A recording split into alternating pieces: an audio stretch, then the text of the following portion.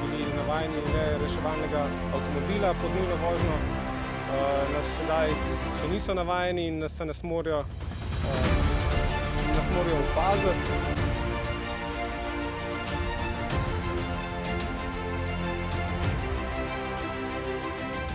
V teh prvih lepih spomladanskih dneh, v teh spomladanskih mesecih seveda pričakujemo na urgentnem kirurškem bloku in pa seveda kasneje tudi na oddelku za poškodbe povečano število poškodovancev iz prometnih nesreč, tudi motoristov. Zato si želim, da bi bili vsi motoristi pred sezono dobro pripravljeni na motor, da bi bilo nesreč zelo malo.